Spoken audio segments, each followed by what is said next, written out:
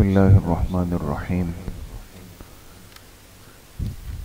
الحمدللہ، ہمارے لیے بہت بڑی سعادت ہے کہ آج دورہ تفسیر قرآن کریم کا اختتام بھی ہو رہا ہے، اور اس کے ساتھ ساتھ جو دورہ حدیث کے طلبہ کے لیے دورہ تدریبیہ و تربیہ کی ترتیب تھی وہ بھی پائے تکمیل کو پہنچ رہی ہے۔ اس کے ساتھ ساتھ یہاں پہ دورہ لغت عربی، دورہ صرف و نحو، بچوں کے لیے اردو املا خوش خطی تجوید، اور اسکول کے طلبہ کے لیے انگلش لینگویج اور کمپیوٹر کورس، 5 دورے بھی آج انشاءاللہ مکمل ہوں گے۔ اور چوتھی چیز، وہ شعبہ بنات میں بڑی تعداد میں طالبات نے ناظرہ اور حفظ قرآن کریم مکمل کیا ہے، انشاءاللہ ان کی بھی دعا ہوگی۔ تو ہمارے بہت ہی مخدوم اور محبوب سرپرست حضرت اقدس حضرت مولانا الطاف الرحمن العباسی صاحب زید مجدوم تشریف لا چکے ہیں۔ چونکہ حضرت نے واپسی بھی جلدی جانا ہے، وقت عنایت فرمائے، اللہ پاک ان کی عمر صحت میں خوب برکتیں نصیب فرمائے۔ تو انشاءاللہ پہلے دور تفسیر کی اختتامی آیات کا درس ارشاد فرمائیں گے، اس کے بعد دور تدریبیہ کے طلبہ کے لیے انشاءاللہ کچھ مناسب باتیں ارشاد فرمائیں گے، پھر انشاءاللہ آخر میں دعا ہوگی۔ اللہ پاک حضرت کو جزائے خیر نصیب فرمائے۔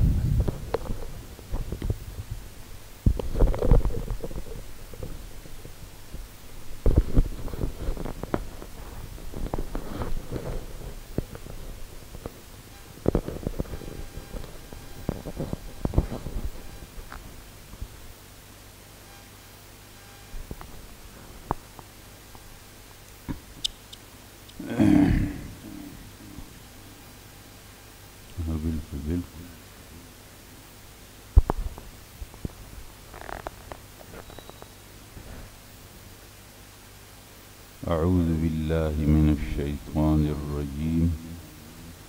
بسم الله الرحمن الرحيم. قل ادعوا الله أو ادعوا الرحمن أيما تدعوا فله الأسماء الحسنى ولا تجهر بصلاتك ولا تخافت بها وابتغ بين ذلك سبيلا. وقل الحمد لله الذي لم يتخذ ولدا ولم يكن له شريك في الملك ولم يكن له ولي من الذل وكبره تكبيرا.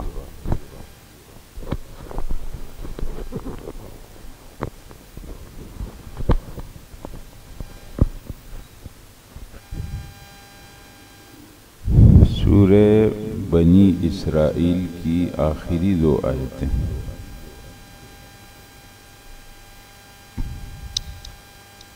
اور ان 2 آیتوں میں ایمان باللہ کا اور عقیدہ توحید کا بیان ہے۔ قرآن کریم کے اندر جو عقیدے کی بات ہے، اصولی دین ہے، وہ بنیادی طور پر 3 باتیں: توحید، رسالت اور آخرت۔ ایمان مفصل میں آپ 7 باتوں کو پڑھتے ہیں: آمنت باللہ و ملائکتہ و کتبہ و رسلہ والیوم الآخر والقدر خیرہ و شرہ من اللہ تعالی والبعث بعد الموت۔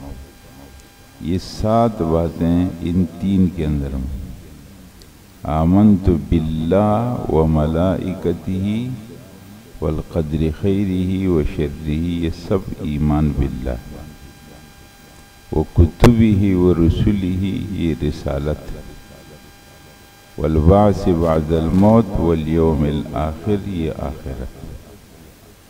تو 7 باتیں 3 کے اندر ہے، اس اصول دین 3 عقیدے کی۔ جو قرآن کریم کے اندر جن علوم کا ذکر ہے، حضرت شاہ ولی اللہ صاحب رحمہ اللہ الفوز الکبیر کے اندر بیان کرتے ہیں کہ قرآن کریم میں 5 قسم کے علوم، تو وہ جو ہے نا قرآن کریم میں کتنے قسم کے علوم؟ 5، اور ان 5 کو بھی اگر آپ مختصر الفاظ میں بیان کرو تو 3 علوم: عقیدے کی آیتیں، علم العقائد، احکام کی آیتیں، علم الاحکام، اور نمبر 3 تذکیر کی آیتیں، علم التذکیر۔ پھر تذکیر 3 قسم پر ہے: تذکیر بالآلاء، تذکیر بالایام، اور تذکیر بالمعاد۔ سمجھ میں؟ تو ان آیتوں میں عقیدے کا بیان ہے، ایمان باللہ، عقیدہ توحید۔ قُلِ ادْعُوا اللَّهَ أَوِ ادْعُوا الرَّحْمَنَ، آپ کہہ دیجئے کہ تم پکارو، تم دعا مانگو اللہ کا نام لے کر یا رحمان۔ کوئی آدمی کہے یا اللہ یا کہے یا رحمان، ایما تدعو، جس کو بھی تم پکارو ان ناموں میں سے، فَلَهُ الْأَسْمَاءُ الْحُسْنَى، تو اللہ کے پیارے پیارے نام ہیں، اسماء حسنہ۔ اللہ جل جلالہ کے اسماء حسنہ کتنے ہیں؟ ویسے تو حدیث میں 99 کا ذکر، لیکن یہ 99 حصر نہیں ہے۔ اگر آپ قرآن میں اللہ کے اسماء حسنہ کو جمع کرو تو 100 سے زیادہ، تو اس میں حصر نہیں ہے۔ اللہ کے اسماء حسنہ اصل میں اللہ کی وہ صفات، اور یہی اللہ کی معرفت کے راستے اور دروازے۔ ہم اللہ کو جانیں گے، اللہ کی معرفت حاصل کریں گے ان اسماء حسنہ کے ذریعے سے۔ تو جو تم پکارو کس سے بھی ہے، اللہ کہو یا رحمان کہو، سب اللہ کے۔ سمجھ میں؟ وَلَا تَجْهَرْ بِصَلَاتِكَ، اور اپنی نماز میں بہت جہر مت کرو، بہت زور سے پڑھو۔ نماز پڑھتے ہوئے اس میں جہر کے ساتھ قرآن مت پڑھو۔ وَلَا تُخَافِتْ بِهَا، اور نہ اخفاء کے ساتھ پڑھو، یعنی بہت جہر کہ سب لوگوں کو، نہ اتنا اخفاء کہ سننے میں نہیں آ رہا ہے۔ وَابْتَغِ بَيْنَ ذَلِكَ سَبِيلًا، اس جہر اور اس اخفاء کے بیچ کا راستہ آپ تلاش کریں، یعنی اعتدال کے ساتھ۔ وَقُلْ، اور آپ کہہ دیجئے الحمدللہ، تمام ثنا حمد اللہ کے لیے، وہ اللہ الذی لم یتخذ ولدن، کہ نہیں بنائی اس نے کوئی اولاد۔ کائنات میں اللہ کی اولاد کوئی نہیں۔ وَلَمْ يَكُنْ لَهُ شَرِيكٌ فِي الْمُلْكِ، اور نہ اللہ کا کوئی شریک ہے ملک اور حکومت میں۔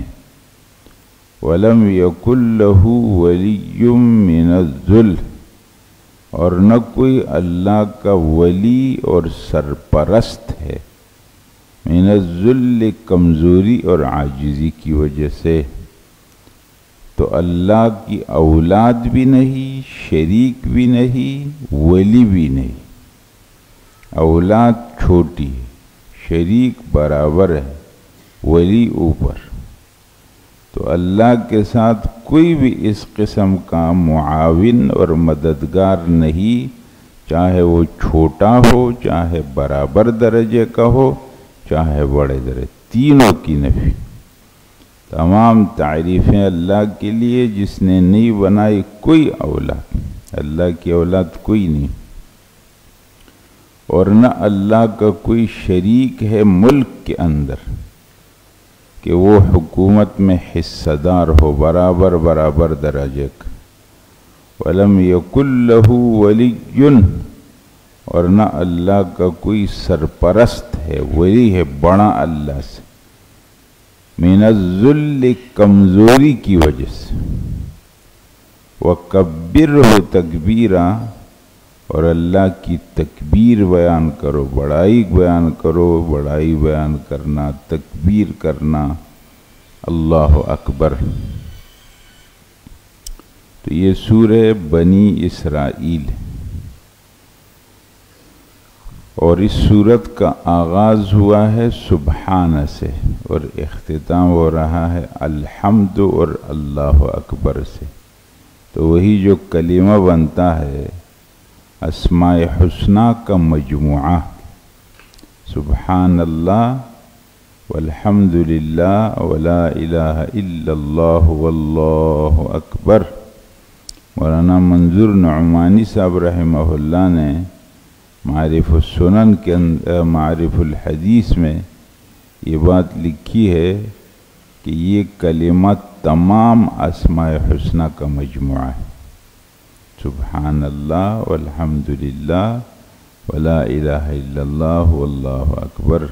یہ سورت کے آخر میں اسماء حسنہ کا بھی ذکر آ گیا، اور اس کلمے کے اول و آخر، اس سورت کا اول و آخر آپ ملا دو تو وہی کلمہ بن جائے گا جو اسماء حسنہ کا مجموعہ ہے۔ سبحان اللہ سورت کے شروع میں ہے اور آخر کے اندر ہے الحمدللہ، اور لم یتخذ ولدن ولم یکن لہ شریک فی الملک ولم یکن لہ ولی من الذل، اس سے بنا لا الہ الا اللہ، وکبرہ تکبیرہ سے بنا اللہ اکبر۔ تو سورت کا اول و آخر مل جائے تو سبحان اللہ والحمدللہ ولا الہ الا اللہ واللہ اکبر، وہ کلمہ تمجید تیار ہوگا۔ تمام اسماء حسنہ کا مجموعہ اس کے اندر ہے۔ ٹھیک ہو گیا نا حضرات؟ اللہ آپ سب کو مبارک کرے۔ ابھی تفسیر کے بارے میں دیکھو حضرات، ایک بات ہے تفسیر کے بارے میں نا، آپ حضرات ماشاءاللہ فارغ بھی ہو گئے، تو ایک عالم کو قرآن کریم کے ترجمے پر اور قرآن کریم کے مضامین پر اس کو قدرت ہونی چاہیے، اس کو ترجمہ آنا چاہیے بہت اچھا۔ ترجمہ اتنا مشکل نہیں ہوتا ہے۔ ترجمے کا معنی ہے کسی بات کو ایک زبان سے دوسری زبان میں منتقل کرنا، اس کو کہا جاتا ہے ترجمہ۔ لفظ ترجمہ ہے نا، عام طور پر لفظ لوگ بولتے ہیں ترجمہ، تو لفظ ترجمہ ہے۔ ترجمہ یترجم ترجمتن باب فعللہ۔ ترجمے کا معنی ہے کہ ایک لفظ کو ایک لغت سے دوسری لغت میں نقل کرنا، یہ ترجمہ ہو۔ جب بھی دو زبانوں کے بیچ میں ترجمہ ہوگا تو اس دونوں زبانوں میں کچھ الفاظ مشترک ہوں گے اور کچھ الفاظ الگ الگ ہوں۔ اگر آدمی غور کرے ان مشترک الفاظ کا ترجمہ کوئی مشکل نہیں۔ الحمدللہ رب العالمین، حمد تعریف، یہ ہماری اردو میں بھی استعمال ہے یا کوئی اور زبان ہو، لیکن پھر بھی چلو، حمد کا ترجمہ ہم تعریف کرتے ہیں۔ للہ اللہ کا نام، اعلام کا ترجمہ نہیں ہوتا، اعلام تمام لغات میں ایک رہتے ہیں۔ آپ کا نام ہے، کسی بھی زبان میں آپ کو پکارا جائے تو اسی نام سے پکارا جائے، سمجھ میں؟ اعلام میں تغیر تبدل نہیں ہوتا۔ الحمدللہ رب العالمین، رب العالمین تو اردو میں استعمال، الحمدللہ رب العالمین، تمام تعریفیں اللہ کے لیے جو رب العالمین۔ الرحمن الرحیم، جس کی رحمت عام ہے اور جس کی رحمت خاص ہے، ٹھیک؟ مالک یوم الدین، مالک یہ معلوم، یوم الدین بدلے کا دن۔ اب یہ دیکھو، آپ دیکھ رہے ہیں کہ کچھ الفاظ ہیں جو دونوں زبانوں میں، آدمی کوئی بھی کام کرے تو ذرا توجہ اگر کرے تو وہ کام آسان ہو جائے، مشکل کچھ نہیں، لیکن توجہ ہم کرتے نہیں ہیں تو باوجود ایک زمانے تک کرنے کے ہمیں اس کا پورا اندازہ نہیں ہوتا۔ قرآن کریم کا ترجمہ جب آپ کریں گے، 1 رکوع 2 رکوع، مثال آپ یہ دیکھو کہ اس کے اندر وہ مشترک الفاظ کون سے ہیں جو دونوں زبانوں کے بیچ میں مشترک، ایک بات۔ دوسرا، اس بات کو آپ دیکھو کہ وہ لفظ کون سا ہے جو مکرر ہو رہا ہے۔ اگر اس مکرر کو آپ نے ایک دفعہ ذہن میں رکھ لیا تو باقی سب جگہوں میں ہو جائے گا۔ مثال کے طور پر آپ لے لو قل اعوذ برب الناس، قل لفظ نیا ہے، کہو، اعوذ نیا ہے، میں پناہ مانگتا ہوں، برب الناس لوگوں کے رب کی، ملک الناس، اب دیکھو ناس کا لفظ تکرار ہے، ملک الناس، الہ الناس، الذی یوسوس فی صدور الناس من الجنۃ والناس۔ لفظ ناس کتنی بار مکرر ہو گیا؟ 4۔ صرف اس آیت کے اندر کتنی مرتبہ؟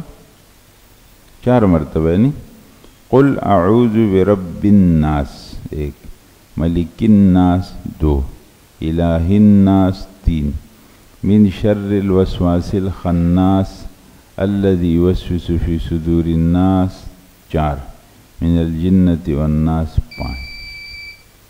صحیح یا 6؟ 5 ہو، 5 مرتبہ تکرار ہو۔ اب ایک دفعہ جب آپ کو معلوم ہو گیا کہ الناس کا ترجمہ ہم کریں گے لوگ،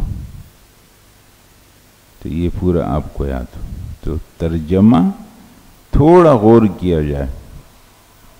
آپ نے دیکھا ہے ناظرہ کے ساتھ جو لوگ قرآن سیکھتے ہیں بچے، تو پورا قرآن وہ استاد سے نہیں پڑھتے، چند پارے پڑھنے کے بعد وہ پورا قرآن پر ناظرہ کے ساتھ قادر ہو جاتے۔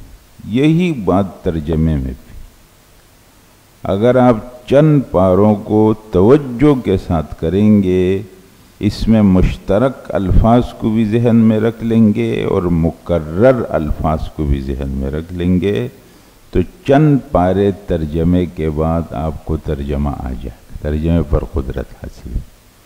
قرآن کی تفسیر کے حوالے سے پہلی بات ہے کہ آپ کو ترجمے پر قدرت ہونی چاہیے۔ یہ بڑی مطلب ایک عجیب سی بات ہے، اور کہ ہمارے فضلاء ترجمے پر ان کی قدرت نہیں ہوتی۔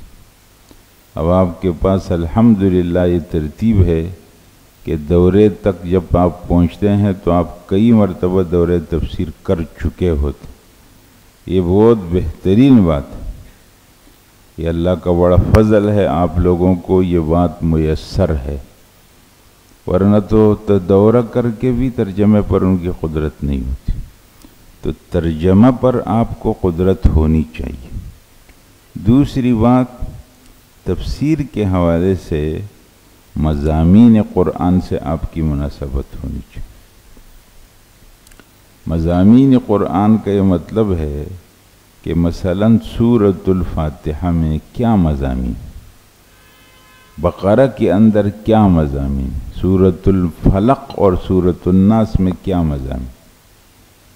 ابھی جیسے رمضان کا مہینہ آئے گا تو لوگ خلاصے سناتے ہیں، یا کسی مجلس میں آپ گئے، موقع ملا تو آپ نے کوئی مضمون، یہ مضامین معلوم ہونی چاہیے۔ سورۃ الکہف ہے، اس کے کیا مضامین، سورہ یاسین ہے، اس کے کیا مضامین ہیں، تو اجمالی مضامین بھی ذہن میں ہوں، ترجمے پر بھی قدرت ہو، اور پھر آپ قرآن کو پڑھیں رک رک کر کے۔ قرآن کے آداب میں ہے ورتل القرآن ترتیلا، ٹھیر ٹھیر کر کے قرآن۔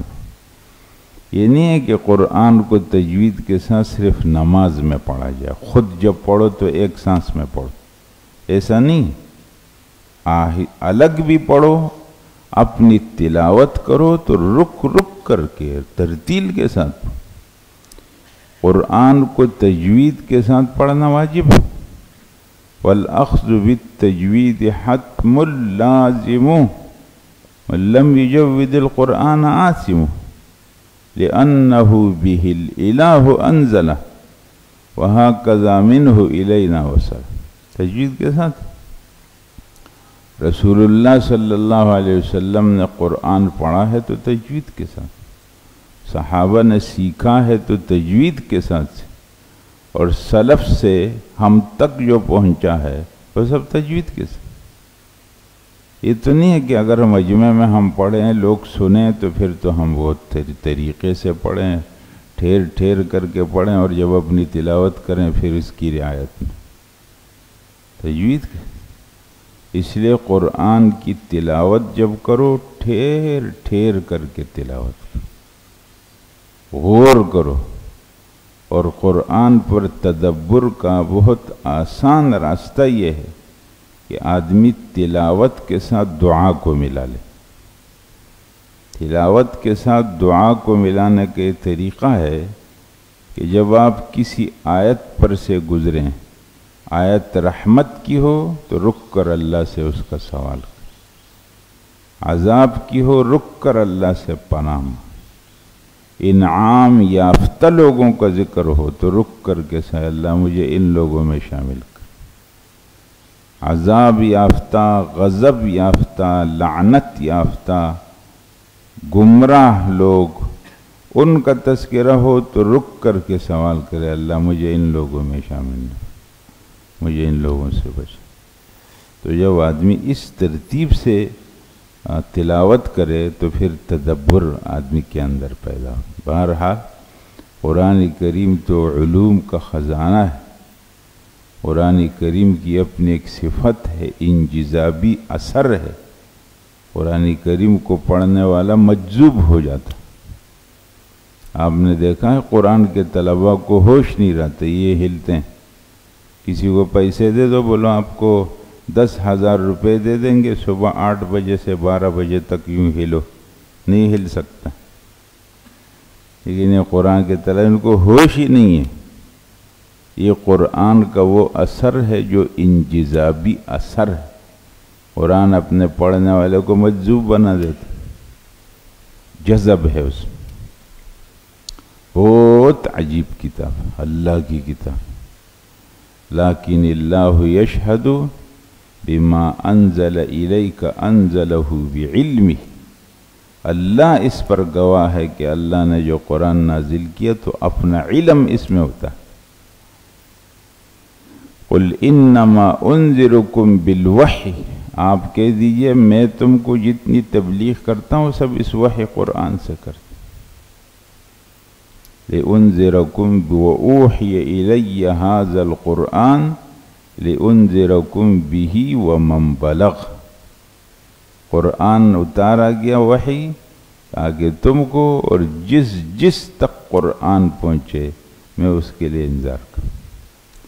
اس لیے مدرسے کا فاضل اور مدرسے کا فارغ وہ تو اس قرآن کا ترجمہ، قرآن کا مطلب، وضاحت، مضامین، یہ اس کو آنے چاہیے۔ جہاں جائیں گے وہاں پر یوں قرآن کا درس لوگوں کو دے دو۔ یہ ضروری نہیں ہے کہ آپ کے لیے کوئی مدرسہ ہوگا، کوئی درسگاہ ہوگی، کلاس ہوگی، یہ پوری زمین آپ کے لیے درسگاہ ہے، اور یہ پوری امت آپ کے لیے طلب ہے۔ سمجھ میں؟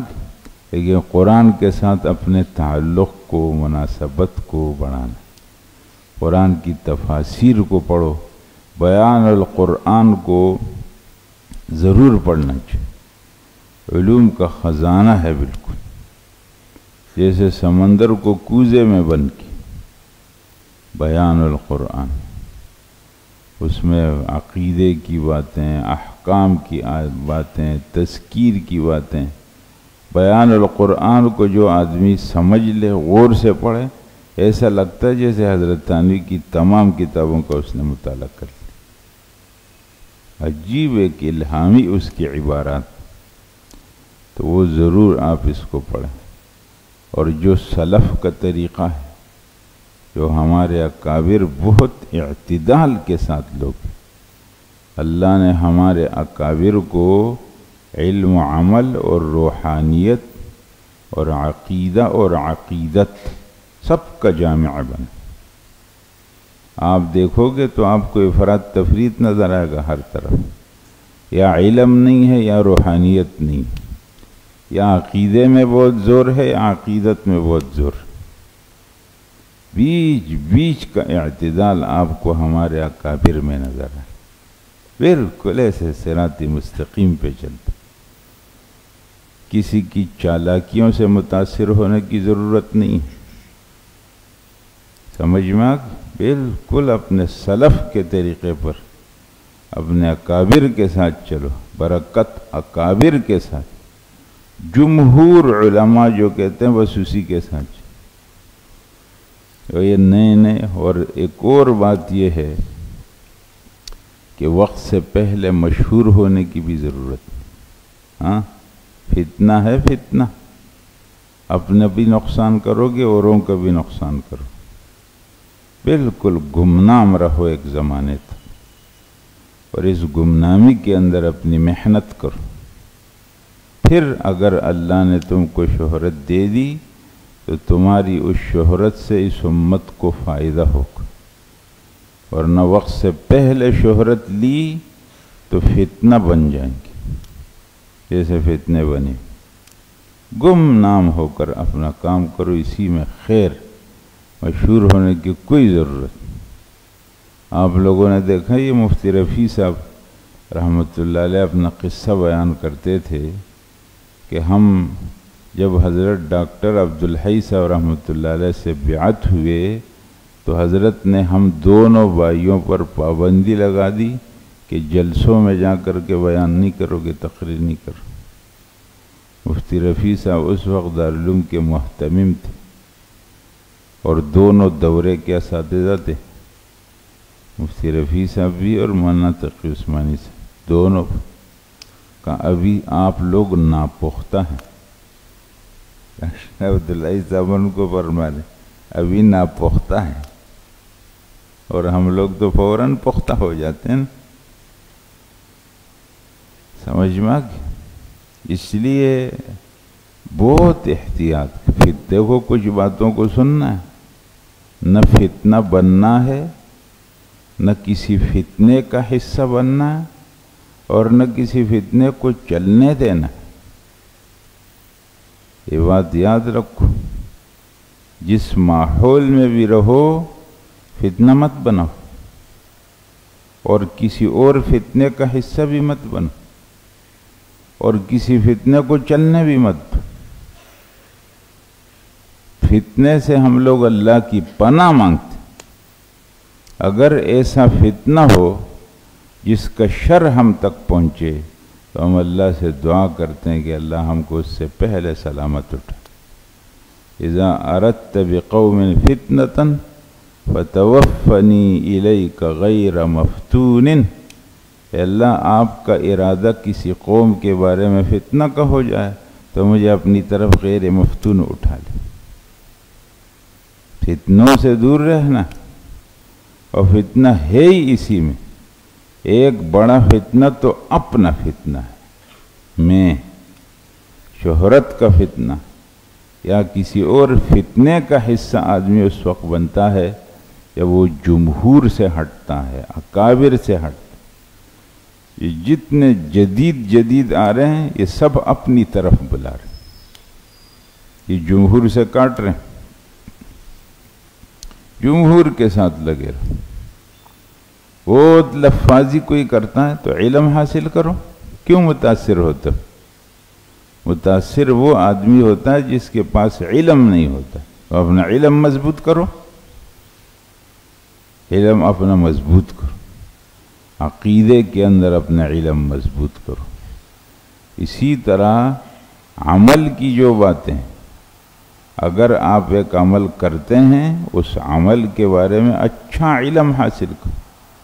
امام بخاری کی بات آپ لوگوں نے پڑھی ہے، بخاری کے اندر کتاب العلم میں، العلم قبل القول والعمل، امام بخاری فرماتے ہیں کہ ہر قول سے پہلے اور ہر عمل سے پہلے علم چاہیے۔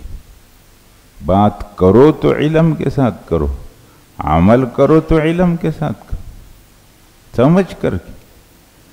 یہ کیا طریقہ ہو گیا کہ ایک عام آدمی بھی آپ کے پاس کوئی میسج آ گیا واٹس ایپ پہ، فیس بک پہ، وہ بھی وہیں سے دیکھ کے بات کرتا ہے اور آپ بھی وہیں سے دیکھ کے بات کرتے ہیں، تو فرق کیا ہوا؟ اخبار یا کوئی رسالہ پڑھ کر کے وہ بھی بات کرتے اور آپ بھی بات کرتے ہیں، تو پھر کیا ہوا؟ ان مصادر تک اور ان بنیادی کتابوں تک آپ کی رسائی کیوں نہیں آپ جا کر کے پڑھتے ہیں ان کتابوں کو؟ اس لیے اپنے علم کے اندر رسوخ مضبوطی لاؤ، اور علم کے اندر آپ کی مضبوطی آئے گی دو باتوں سے۔ ایک تو آپ اپنے استاذوں کے ساتھ مستقل رابطہ رکھو، وقت سے پہلے بالغ ہونے کی کوشش بھی نہیں کرنی چاہیے۔ چھوٹا ہے کوئی تو چھوٹا رہے، وقت سے پہلے بڑا بننے کی کوشش نہ کرے۔ وقت آئے گا تو پھر آپ بالغ ہو جائیں گے، بڑے ہو جائیں گے۔ اس لیے اپنے استاذوں کے ساتھ ربط رکھو، مشورہ کرو، اپنے استاذوں کے ساتھ اعتماد کا اور اتباع کا تعلق رکھو، اور نمبر 2 رسوخ کے لیے مستقل مطالعہ کرتے رہو، اور مطالعہ برائے مطالعہ نہیں، مطالعے کے ساتھ عمل شامل ہوگا تو اس میں رسوخ آ جائے۔ علم میں گہرائی اس وقت آتی ہے جب اس علم کے ساتھ عمل شامل ہو جائے۔ جس علم کے ساتھ عمل نہیں وہ علم سطحی ہوتا ہے، وہ علم وقتی ہوتا ہے، وہ ٹھہرتا بھی نہیں، ہو جاتا ہے۔ العلم ینادی العمل ان جاء والا فارتحل، علم جب آتا ہے تو عمل کو آواز دیتا ہے کہ میں آ گیا ہوں، تم بھی آ جاؤ۔ اگر عمل آ جائے ٹھیک، ورنہ علم اپنا بستر باندھ کر پھر چلا جاتا، ٹھہرتا نہیں ہے۔ تو صرف وقتی مطالعہ ہوتا ہے، اور اس علم کے ساتھ عمل نہیں ہوتا ہے، وہ چند دنوں کا مطالعہ ہوتا ہے، پھر بھول جاتے۔ اس لیے علم کے ساتھ عمل کو شامل۔ اللہ جل جلالہ آپ سب کو بہت مبارک کرے، ہر قسم کے فتنے سے اللہ آپ کو بچائے۔ اس کو اپنی دعاؤں کے اندر شامل کرو کہ اللہ فتنے سے ہم کو بچائے۔ جن خواتین نے، بچیوں نے قرآن ختم کیا ہے حفظ میں، ناظرے میں، اللہ ان کو بھی بہت مبارک کرے، ان کے ماں باپ کو اللہ مبارک کرے، اور اللہ اس مدرسے کو اس پورے علاقے کے لیے، پورے ملک کے لیے، پوری دنیا کے لیے ہدایت کا، برکت کا، عافیت کا سبب اور ذریعہ بنا۔ ٹھیک، آخر اچھا ٹھیک ہے حضرات، اجازت حدیث میں تو ایسے اب ہم جیسے لوگ بھی اجازت حدیث دینے لگے۔ بہرحال میرے استاذوں کی طرف سے جو مجھ کو اجازت حدیث ہے وہ اجازت حدیث ہے، لیکن اس کے لیے کچھ شرطیں جو ہمارے اساتذہ لگاتے ہیں، وہ شرطیں یہ ہے کہ ایک تو مستقل علمی مشغلہ رکھیں گے۔ دیکھو مستقبل میں آپ کی کیا مصروفیت ہوتی ہے وہ تو آپ کا کام ہے، آپ میں سے کوئی اپنا معاش روزگار، کوئی اپنی تجارت کرے، کوئی حرج نہیں۔ کتاب البیوع بھی ہمارے علم کا حصہ ہے، اس پر بھی عمل ہونا چاہیے، کوئی پریشانی نہیں، لیکن اپنا علمی مشغلہ بھی ساتھ رکھو۔ تو اجازت حدیث کی ایک شرط یہ ہے کہ علمی مشغلہ مستقل رکھنا۔ نمبر 2 یہ ہے کہ علم کو غایہ بنانا ہے، وسیلہ نہیں بنانا۔ علم کو مقصد بنانا، کسی اور مقصد کے لیے ذریعہ اس کو نہیں بنا۔ اور تیسرا یہ ہے کہ علم کے اندر تثبت چاہیے، کوئی بات کرو تو ثبوت کے ساتھ، ہر سنی سنائی بات نہیں کرو۔ اور چوتھی بات یہ ہے کہ میرے لیے اور ان کے لیے اور ہم سب کے والدین اور اساتذہ اور مشائخ کے لیے مغفرت کی دعا کرو گے۔ سمجھ میں بات آ؟ اور ایک دعا ہے جو حضرت شیخ حوامہ صاحب بتاتے ہیں کہ ایک دعا ہے، اس کا آپ لوگ اہتمام کرو گے۔ نماز فجر کے بعد یہ دعا ہے، اللہم انی اسألک علما نافعا ورزقا طیبا وعملا متقبلا۔ نماز فجر کے بعد اور نفل اور سنت نمازوں کے اندر سجدے میں یہ دعا کرو گے، اللہم ارزقنی علما ینفعنی وعملا یرفعنی۔ اللہم ارزقنی نہیں، اللہم سجد لک سوادی، اللہم سجد لک سوادی وبک آمن فؤادی وبک آمن فؤادی ارزقنی علما ینفعنی وعملا یرفعنی۔ یہ سنت اور نفل کی نماز سجدے کے اندر یہ دعا، یہ 5 شرطوں کے ساتھ یہ اجازت دیتے ہیں۔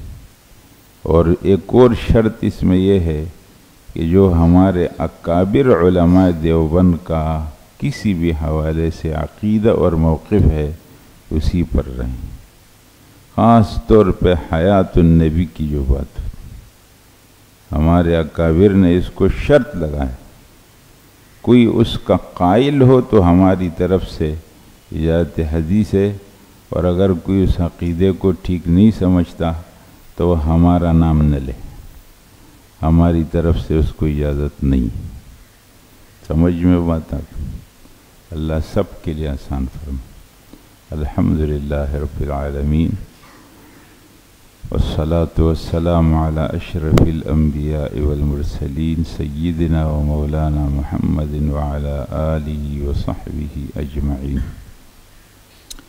اے اللہ اس پورے سلسلے کو قبول فرما، جن طلباء نے پڑھا، مفتی خالد صاحب نے پڑھا ہے، ان کے ساتھ اور ساتھیوں نے مدد کی، اے اللہ سب کی اس محنت کو قبول فرما، قبول فرما، قبول فرما، اور اس کا ثواب جناب رسول اللہ صلی اللہ علیہ وسلم کی روح مبارک، تمام انبیاء کرام کی ارواح مبارکہ، تمام صحابہ کرام، صحابیات، ازواج مطہرات، اہل بیت، تمام تابعین، تبع تابعین، تمام مفسرین، محدثین، فقہاء، صوفیاء، مجاہدین، مصلحین، امت کے تمام مشائخ، ہمارے والدین، مشائخ، اساتذہ، تمام مسلمان مرد اور خواتین، اللہ سب کی ارواح کو اس کا ثواب پہنچا دے، اور ان تمام کے فیوزات ہم سب کو نصیب فرما دے۔ حضرت مفتی قاسم صاحب رحمۃ اللہ علیہ کو یہ پورا سلسلے کو ان کے لیے صدقہ جاریہ بناتے، اور اس کے ایک ایک عمل میں اور ایک ایک حرکت اور سکون میں ان کا حصہ شامل فرما دے۔ یہ ان کے لیے صدقہ جاریہ، ان کے والدین کے لیے، مشائخ، اساتذہ سب کے، اور اللہ ان بچوں کو علماء ربانیین بنا، دعات مخلصین بنا، مجاہدین فی سبیل اللہ بنا، سب کو علم نافع نصیب فرما، غیر نافع سے ان کی حفاظت فرما۔ اے اللہ جتنے بچوں نے پڑھا ان بچوں کو بھی صالح اور نیک اپنے بڑوں کے لیے بنا دے۔ جن بچوں نے قرآن ختم کیا اے اللہ ان بچوں کو بھی صالحات قانتات بنا دے۔ اے اللہ ان سب کو دین پر چلنے کی اور دین ہی پر سب کا خاتمہ نصیب فرما دے۔ ہر قسم کے شر سے، فتنے سے، گمراہی سے ہم سب کی حفاظت فرما۔ دنیا آخرت کا خیر ہم سب کو نصیب فرما، دنیا آخرت کے شر سے ہم سب کی حفاظت فرما۔ وصلی اللہ علی سیدنا محمد وعلی آلہ وصحبہ۔